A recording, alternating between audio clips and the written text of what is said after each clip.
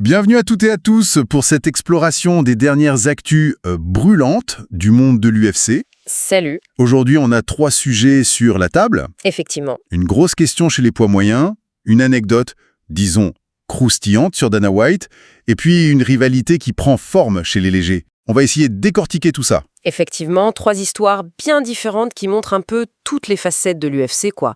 Le spar pur, les tensions en coulisses et la construction des combats futurs. Allez, on commence direct avec les poids moyens. Nassourdine Imavov, il est classé numéro 1. Il a battu 4 gars du top 10, il a même mis KO Adesanya récemment. Oui, un parcours solide, très solide. Logiquement, on se disait, c'est lui contre Duplessis pour le titre. Et paf. C'est Khamzat Chimaev qui décroche le combat à l'UFC 319. Alors là, ça interpelle quand même, non? Comment on explique ça? C'est l'éternel débat à l'UFC, tu vois. Le mérite sportif d'un côté et l'attractivité commerciale de l'autre. Chimaev vont plus, c'est ça? Clairement. Chimaev, il divise, mais il fait parler. Et énormément. Il a un style spectaculaire, il est très présent sur les réseaux. Et puis il a quand même battu Ousmane et Whittaker depuis qu'il est monteux. C'est vrai, c'est pas rien. Donc pour l'UFC, et sûrement pour Duplessis aussi, c'est un combat qui rapporte plus. C'est plus bankable, comme on dit. Mais bon, sportivement... Justement, sportivement, il y a un nouvel arrivant, Régnier de Ridder, l'ancien double champion du One. Ah oui, une pointure. Et il n'a pas mâché ses mots.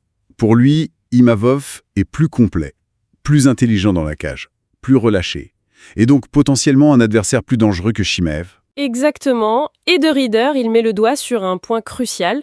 Il part de la science du combat d'Imavov. C'est peut-être moins flashy, moins show-off que Chimaev. Moins spectaculaire, ouais. Mais c'est redoutablement efficace.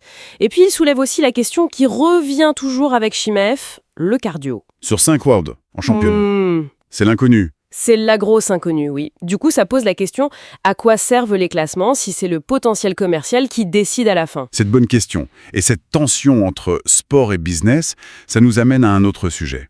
Les coulisses, les relations parfois électriques. Ah oui. Il y a cette histoire racontée par Nate Diaz, une altercation qu'il aurait eue avec Dana White, enfin, qu'il aurait failli avoir dans une boîte de nuit, un bout de temps. Oui, alors c'est la version de Diaz, White n'a jamais confirmé, mais si c'est vrai, ça illustre bien les frictions possibles. On connaît Dana White, son caractère, direct, on va dire. Oui, et sa gestion qui est parfois critiquée. Certains le trouvent dur, même rancunier parfois. On a vu avec Ngannou. C'est vrai.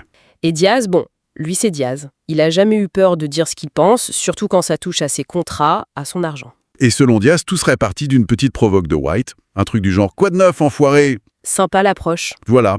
Et Diaz aurait répliqué direct, critique de l'UFC, demande de plus d'argent, de meilleurs combats. Il était frustré à l'époque, il estimait ne pas avoir sa chance pour le titre. C'est fascinant parce que ça montre ce rapport de force constant, tu vois, entre la direction et certains combattants stars, surtout ceux qui ont une forte personnalité comme Diaz. Ceux qui osent l'ouvrir, quoi. Exactement. Ceux qui n'hésitent pas à se plaindre de leur paix ou de leur place dans l'organisation. Ça donne un aperçu de l'envers du décor qui est pas toujours lisse. Allez, on termine ce tour d'horizon chez les poids légers avec notre Français Benoît Saint-Denis. Belle victoire par soumission à l'UFC 315. Oui, très belle perf. Il regarde vers le haut, logiquement. Mais bon, les légers, c'est un vrai panier de crabes. Et il y a un certain Mateusz Gamrot, le numéro 7, qui lui met la pression. Ah oui, là on sent qu'il y a un truc qui est en train de naître.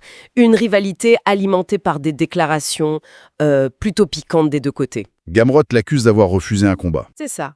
Il dit que Saint-Denis l'a évité début mai, et après sa propre victoire récente, il l'a défié pour Paris, en le traitant de God of Comfort Zone. Le dieu de la zone de confort. Ça pique. En gros, il l'accuse de ne pas vouloir prendre de risques contre lui, quoi.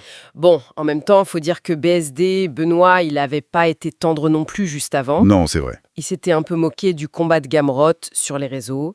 Donc on dirait qu'il se cherche. Absolument. Et ça, c'est typique. C'est comme ça que l'UFC et les combattants eux-mêmes construisent l'attente. Ils créent une histoire, une tension personnelle. Ça fait vendre le combat. Exactement. Ça fait monter la sauce. Ça rend le combat beaucoup plus intéressant pour les fans.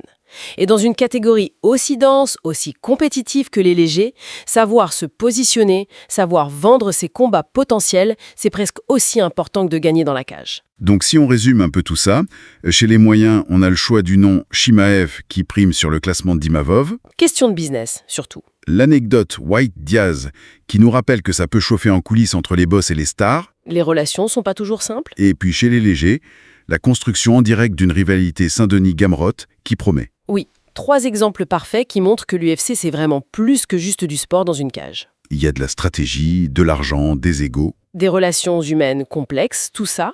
Et ça mène une dernière petite réflexion, peut-être. Je t'écoute. À quel point est-ce que toute cette agitation extérieure, le marketing, les clashs sur les réseaux, les vieilles rancunes, à quel point ça influence vraiment ce qui se passe une fois que la porte de l'octogone se ferme? Bonne question. Est-ce que ça déstabilise? Hum. Est-ce que ça motive? Voilà. Ça reste toujours la grande inconnue du combat.